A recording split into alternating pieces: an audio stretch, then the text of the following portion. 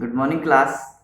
जैसा कि पिछले क्लास के अंदर मैंने फार्माकोलॉजी के अंदर ब्रोंकियल अस्थमा की कुछ ड्रग्स जैसे साल्बुटामोल के बारे में डिस्कशन किया था और उसके क्लासिफिकेशंस के बारे में डिस्कशन किया था। आज मैं उसी ब्रोंकियल अस्थमा की एक और ड्रग्स लेके आया हूँ, थियोफाइलिन, जो ब्रोंकोडायलेटर्स के अंदर मैंने क्लासिफिकेशन में करवाया था थियोफाइलिन। तो थियोफाइलिन के बारे में आज हम इसके बारे में डिस्कशन करने वाले हैं कि थियोफाइलिन ड्रग्स कैसे यूज करते हैं, क्या डोजेज होती है, इसका क्या फार्माकोकाइनेटिक एक्शन होता है और कैसे ये मैकेनिज्म ऑफ एक्शन से करती है। तो सबसे पहले हम बात करते हैं इसके इंट्रोडक्शन की। इंट्रोडक्शन। थियोफाइलिन का यूज अस्थमा के अंदर बहुत एक्सेसिवली लिया जाता है, क्योंकि इसे प्रोफाइलेक्टिकली भी यूज कर सकते हैं, इसलिए थियोफाइलिन इज द बहुत इफेक्टिव ड्रग है। Theophylline group Theophylline group drugs are extensively used in asthma. Asthma के अंदर इसका बहुत ज्यादा उपयोग किया जा रहा है आजकल। जैसे थियोफाइलिन के टैबलेट्स वगैरह आती हैं तो उसका ज्यादा उपयोग किया जा रहा है थियोफाइलिन का, ठीक है। और बहुत इफेक्टिव ड्रग्स भी है ये। इसकी वजह से क्या होता है, जो ब्रोंकोडायलेटर्स, जो ब्रोंकियल कंस्ट्रिक्शन हो चुके हैं, मैकेनिज्म ऑफ एक्शन के अंदर मैं बताऊंगा इसके। तो मैकेनिज्म ऑफ एक्शन इसका क्या है, देखिए। इसका मैकेनिज्म ऑफ एक्शन ये क्या करती है कि जो रिसेप्टर है, कौन सा रिसेप्टर, जो ब्रोंकियल कंस्ट्रिक्ट करने के रिसेप्टर्स होते हैं, adrenaline sorry adenosine adenosine adenosine एक रिसेप्टर है, एडेनोसिन रिसेप्टर। ये क्या करती है, ये एडेनोसिन रिसेप्टर करती है, ये ब्रोंकियल कंस्ट्रिक्शन करती है।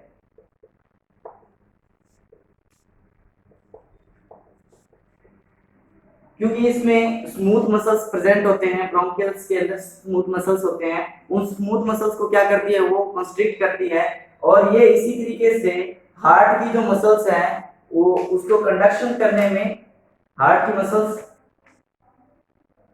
Decrease conduction of heart, heart के कंडक्शंस में भी ये क्या कर देते हैं, डिक्रीज कर देते हैं, हार्ट को भी धड़कने से बिल्कुल कम कर देती है। इसकी वजह से अरिथमिया कह रहा हूँ, हार्ट की रेट है वो कम हो जाती है। जो ये एडेनोसिन रिसेप्टर की बात कर रहा हूँ मैं, इसकी वजह से, ठीक है। तो ये जो थियोफाइलिन ड्रग है ये क्या करती है, जो ये एडेनोसिन रिसेप्टर है, इस रिसेप्टर को ही क्या कर देती है, ब्लॉक कर देती है।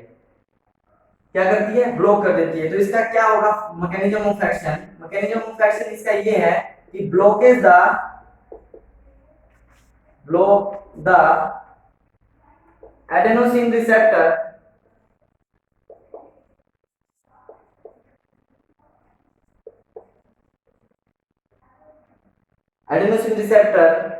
टू improve bronchodilator,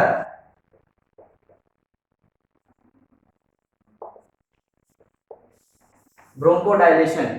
क्या करते हैं, इस एडेनोसिन रिसेप्टर को क्या कर देती है, ब्लॉक कर देती है। इस एडेनोसिन रिसेप्टर की वजह से क्या क्या हो रहा था, ब्रोंकियल कंस्ट्रिक्शन हो रहे थे, decrease conduction of heart, heart के धड़कने की क्रिया कम हो रही थी, हार्ट के पंप की क्रिया कम हो रही थी। और एक क्रिया और कम हो जाती है, इसकी वजह से डिक्रीज हो जाती है, वो क्या है, decrease the secretions of gastric juices.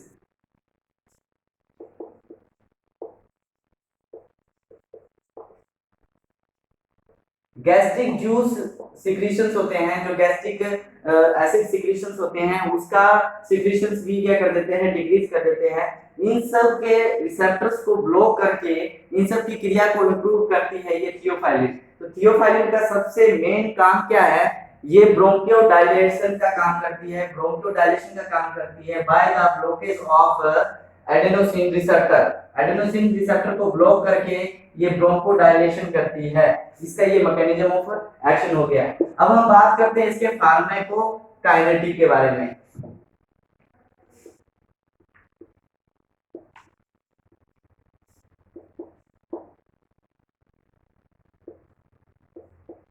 Pharmacokinetic देखिए, वैसे तो थियोफाइलिन ओरली बहुत ज्यादा अच्छी तरीके से यूज होती है, ठीक है, इसलिए ये वेल एब्जॉर्ब होती है, वेल एब्जॉर्ब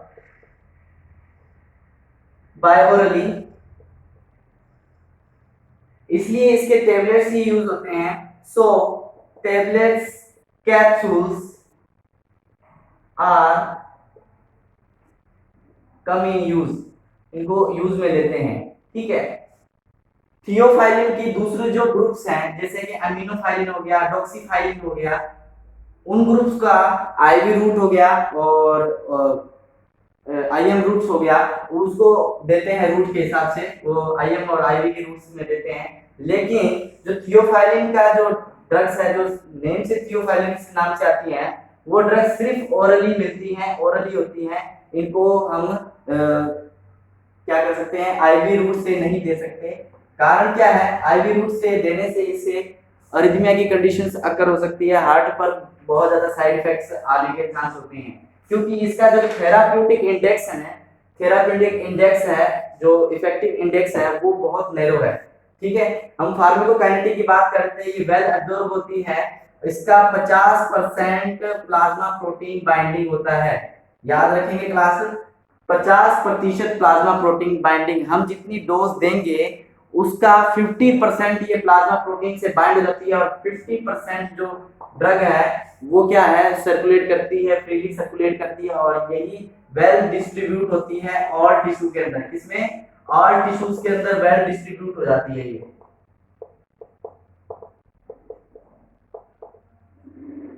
ऑल टिश्यू के अंदर वेल डिस्ट्रीब्यूशन होता है इसका, 50% जो प्लाज्मा प्रोटीन बाइंडिंग के बाद में जो बचा हुआ 50% है, वो अच्छी तरीके से डिस्ट्रीब्यूट होता है और अच्छे तरीके से इसका एक्शंस आता है। तो इसका एक्शंस कितना आता है वो हम बात कर लेते हैं इसके अंदर भी। जो अडल्ट है, अडल्ट में इसकी प्लाज्मा हाफ लाइफ कितनी होती है, अडल्ट में इसकी प्लाज्मा हाफ लाइफ होती है लगभग 6 to 8 आवर्स, ओके क्लास, इसकी प्लाज्मा हाफ लाइफ होती है 6 to 8 आवर्स। लेकिन जो चाइल्ड होते हैं, बच्चे होते हैं, इसकी प्लाज्मा हाफ लाइफ बहुत कम होती है, 3 to 5 hours, okay class. Adult के अंदर जिसकी प्लाज्मा हाफ लाइफ कितनी होती है, 6 to 8 आवर्स होती है, लेकिन चाइल्ड के अंदर इसकी प्लाज्मा हाफ लाइफ कितनी होती है, 3 से 5 आवर्स। इसलिए चाइल्ड के अंदर जब हम डोज देते हैं तो इसके अंदर हम डोज की मात्रा को बढ़ाना नहीं पड़ता है, लेकिन डोज के हम स्टेप्स को बढ़ा देते हैं, डोज दिन में 4 बार या 3 बार देने पड़ते हैं इस तरीके से, ठीक है क्लास। अब हम बात करते हैं एल्डर की, बुजुर्गों के अंदर इसका प्लाज्मा हाफ लाइफ क्या हो जाता है, बहुत ज्यादा बढ़ जाता है, ठीक है। तो ये लगभग 24 से 30 आवर्स लगभग इतना इसका प्लाज्मा हाफ लाइफ होता है। इस तरीके से हम एल्डरली के अंदर हम देखते हैं, एल्डर पेशेंट्स, ओल्ड पेशेंट्स के अंदर, चाइल्ड के अंदर देख लिया हमने और अडल्ट के अंदर देख लिया। इस तरीके से इसका प्लाज्मा हाफ लाइफ को हमने डिस्कस किया है। इसके बाद में हम बात करते हैं अब इसके मेटाबॉलिज्म के बारे में।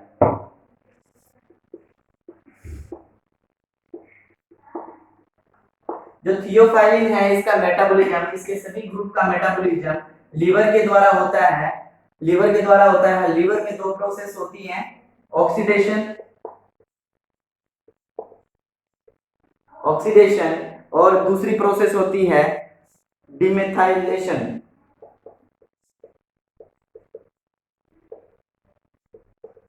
डिमेथाइलेशन। इस 2 प्रोसेस के द्वारा क्या होता है, मेटाबॉलिज्म होता है किसके अंदर, लीवर के अंदर। और लीवर में लगभग सभी ड्रग्स का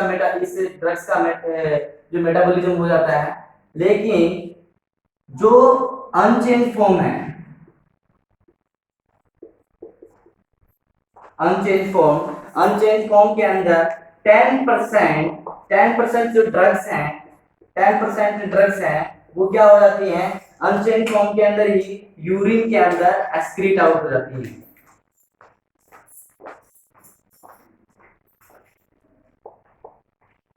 ठीक है क्लास, यहां तक आपको फार्माकोकाइनेटिक्स समझ आया।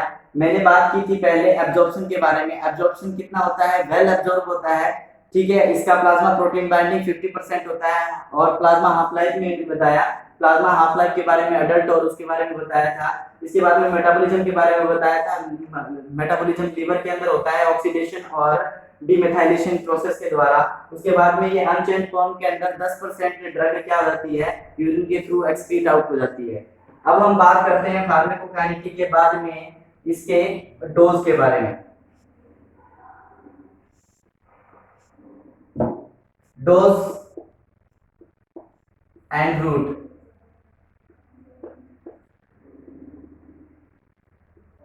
जो थियोफाइलिन है, जो थियोफाइलिन ड्रग है, इसका डोज 100 टू, थियोफाइलिन है इसका डोज होता है 100 टू 300 mg TDS दिन में 3 बार देना है, और वो भी ओरली। इसके कैप्सूल्स आते हैं दिन में 100 से 300 mg TDS देना होता है, और 15 mg पर केजी ऑफ बॉडी वेट के हिसाब से बच्चों के अंदर भी दे सकते हैं हम। पर केजी ऑफ बॉडी वेट के हिसाब से पर डे के हिसाब से देना होता है। तो ये थियोफाइलिन की डोज हमने बात करी, क्योंकि ये सिर्फ ओरली आते हैं, इसके जो कोई इंजेक्शंस नहीं आते हैं, इसलिए ये इफेक्टिव है। इसके बाद में है अमीनोफाइलिन।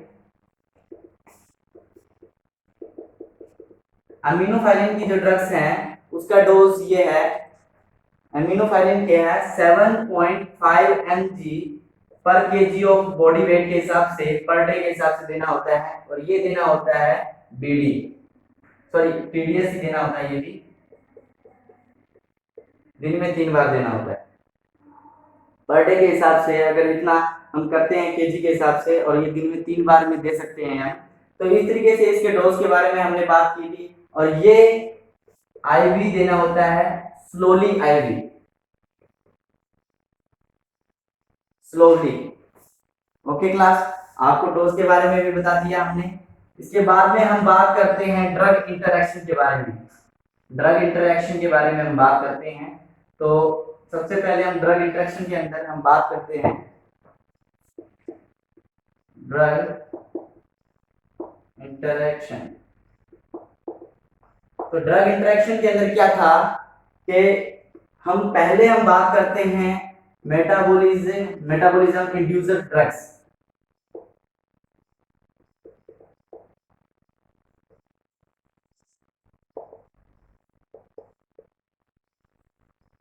तो क्लास, मैंने अपनी क्लास के अंदर से हमने कॉलेज क्लास के अंदर हमने डिस्कस किया था कि मेटाबॉलिज्म इंड्यूसिंग ड्रग्स कौन कौन सी होती है।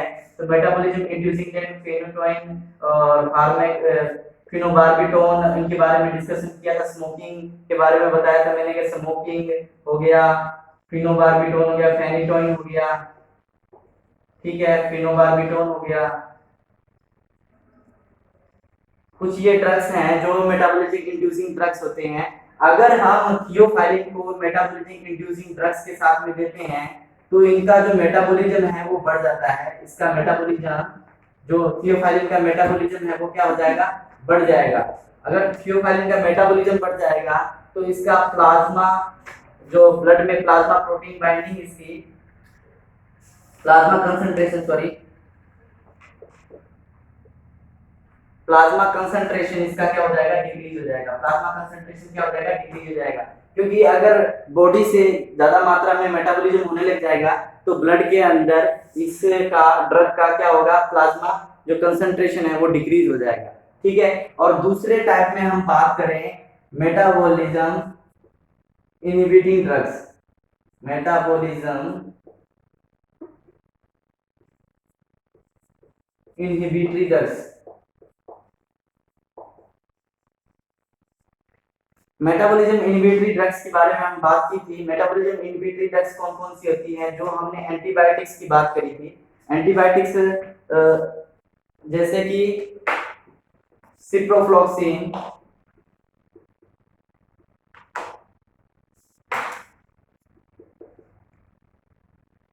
सिप्रोफ्लॉक्सासिन, ऑफ्लॉक्सासिन, कुछ ये ड्रग्स हैं, ऑफ्लॉक्सासिन हो गया, सिप्रोफ्लॉक्सासिन हो गया, ये मेटाबॉलिज्म इंड्यूसिंग ड्रग्स होती है। इनके साथ में अगर हम थियोफाइलिन की ड्रग्स देते हैं तो क्या होगा, इनका जो मेटाबॉलिज्म हो जाएगा वो इनहिबिट हो जाएगा, और मेटाबॉलिज्म इनहिबिट होने के साथ में, मेटाबॉलिज्म अगर इनहिबिट होगा तो इसका प्लाज्मा का कंसंट्रेशन,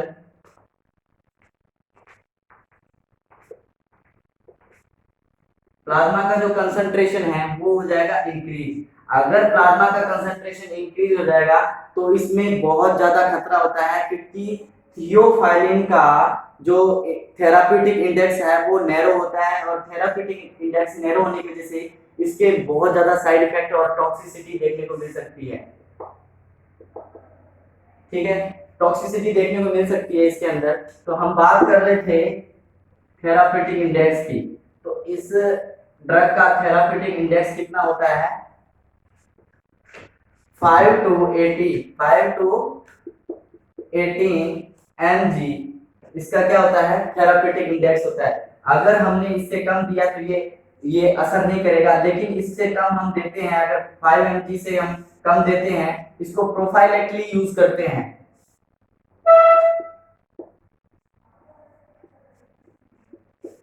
प्रोफाइलेक्टली इसको यूज करते हैं, 5 mg से कम देते हैं, जिसको हमको लगता है, सस्पेक्टेड है कि इसको अस्थमा की कंडीशंस हैं, तो 5 mg से कम ड्रग से इसको हम देते हैं। और 5 mg से ज्यादा, और कितने mg से ज्यादा, 18 mg से ज्यादा हो जाएगा, तो इस कंडीशंस के अंदर इसका थेराप्यूटिक इंडेक्स, इसके बीच में जो थेराप्यूटिक इंडेक्स है अगर बढ़ जाता है तो वो टॉक्सिसिटी के अंदर आने लग जाता है। टॉक्सिसिटी बढ़ते ही इसके साइड इफेक्ट हो गया, या फिर पॉइजनिंग हो सकता है, या फिर पेशेंट्स की डेथ हो सकती है। अब हम बात करते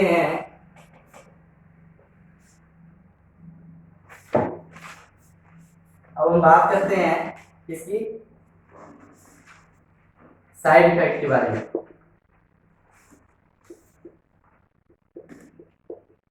देखिए, थेराप्यूटिक इंडेक्स इसका कम होने की वजह से, ठीक है, फर्स्ट ऑफ ऑल मिनिमम इसके साइड इफेक्ट्स तो देखने को मिलते ही हैं, तो मिनिमम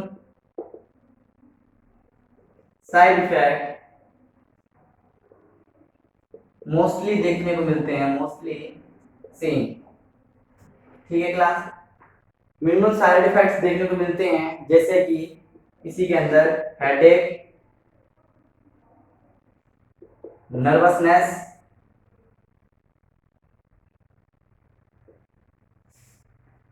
ठीक है, रेस्टलेसनेस,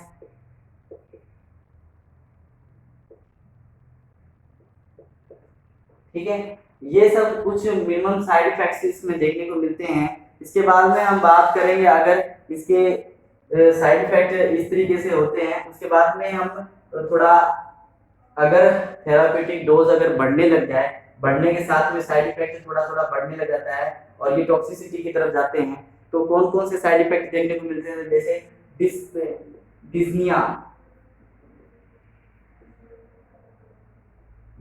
डिफिकल्टी इन ब्रीदिंग, ये सब देखने को मिल सकता है। उसके बाद में ट्रेमर्स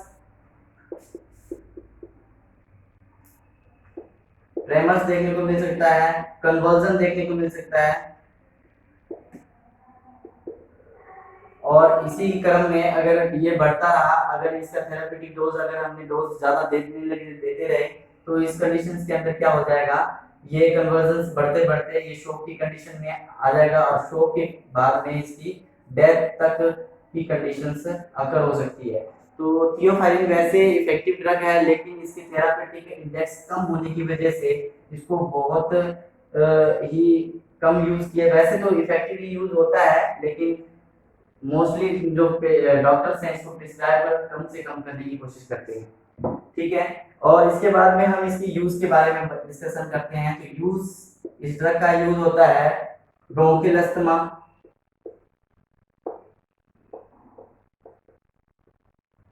जैसा कि हम इसके अंदर डिस्कशन कर ही रहे हैं। ब्रोंकियल अस्थमा के अंदर यूज होता है ये ब्रोंकोडायलेटर के रूप में। ठीक है, सीओपीडी के अंदर भी इसको ब्रोंकोडायलेटर के रूप में यूज करते हैं। और एक होता है एपनिया, एपनिया इन प्रीमेच्योर इन्फेंट। जो प्रीमेच्योर इन्फेंट होते हैं उसके अंदर एपनिया की कंडीशन, जैसे बेबी प्रीमेच्योर बेबी ने डिलीवर लिया है और वहां पर अगर कोई कंडीशंस, ब्रीथिंग कंडीशंस नहीं दिख रही है, उस कंडीशन में एपनिया की कंडीशन में थियोफाइलिन का यूज कर सकते हैं और थियोफाइलिन के यूज से इस कंडीशन से थोड़ा बहुत इम्प्रूवमेंट मिल सकता है। तो इन तीन चीजों के अंदर हम इसका थियोफाइलिन का यूज करते हैं। आई होप आपको थियोफाइलिन के बारे में कुछ अच्छी डिस्कशंस देखने को मिली मेरी इस क्लास के अंदर। आगे भी मैं अस्थमा के, अगर हो सके तो अस्थमा के कुछ और ड्रग्स के बारे में भी डिस्कशन करूंगा, नहीं तो फिर मैं नेक्स्ट सिस्टम लेके आऊंगा। नेक्स्ट सिस्टम के अंदर हम अलग अलग तरीके के ड्रग्स के बारे में डिस्कशन करेंगे। ठीक है क्लास, आप आई होप आपको मेरी ये फार्माकोलॉजी की क्लासें बहुत पसंद आ रही हैं और आशा करता हूँ आगे भी पसंद आएगी। Okay, thank you so much.